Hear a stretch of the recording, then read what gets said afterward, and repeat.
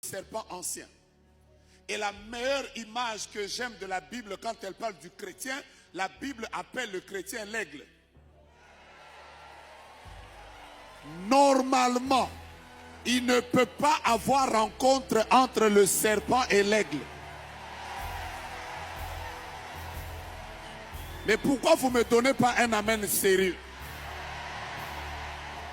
Si le serpent mord l'aigle, ce n'est pas la faute du serpent. C'est la faute de l'aigle. Pourquoi tu es descendu? Tu devais rester dans les hauteurs. Aucun serpent allait te rencontrer. J'ai dit d'abord à ton voisin, en réalité, on ne peut pas t'ensorceler. En réalité, on ne peut pas t'ensorceler. En réalité, on ne peut pas te combattre autant. Si on te combat, c'est ta faute. Je répète, c'est la faute de qui? Je cherche les aigles qui sont dans cette salle. Vous êtes où? Je ne vous vois pas de ce côté-là. Où sont les aigles? De ce côté-là. Je ne vous vois pas. Où sont? De ce côté ici. Je cherche les aigles. Où sont les aigles? Où sont les aigles? Je vais vous aider, je vais vous aider. Je cherche les aigles. Ces derniers jours, je suis en train de dire que dans le royaume de Dieu, il n'y a que 3 manières d'avancer.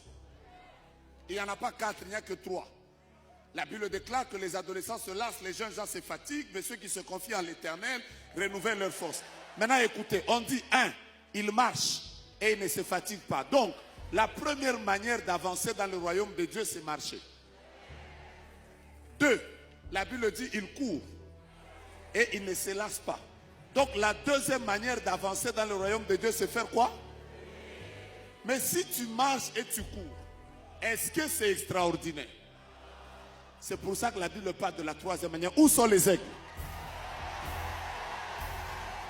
Je suis en train de déclarer en ma qualité de prophète, sous l'onction de l'homme de Dieu qui m'a donné le privilège de prêcher ici. Je déclare aujourd'hui que là où les autres vont commencer à marcher, toi, il t'est interdit de marcher. Je ne te sens pas. Tu ne marcheras pas. Là où les autres marchent, que Dieu te donne la capacité de courir. Oh, mais j'aime quelqu'un qui est prophétique. J'ai dit que Dieu te donne la capacité de courir. Je répète que Dieu te donne la capacité de courir. Que ta vie de prière court, que ta santé court, que ton mariage court, que tes business courent, que ta vie court. Tu ne m'as pas donné un amen sérieux. Mais là où les gens marchent, là où les gens courent, que Dieu te donne les ailes de l'aigle pour que tu puisses t'en aller dans les hauteurs. Monte dans ta vie de prière. Monte dans tes sacrifices.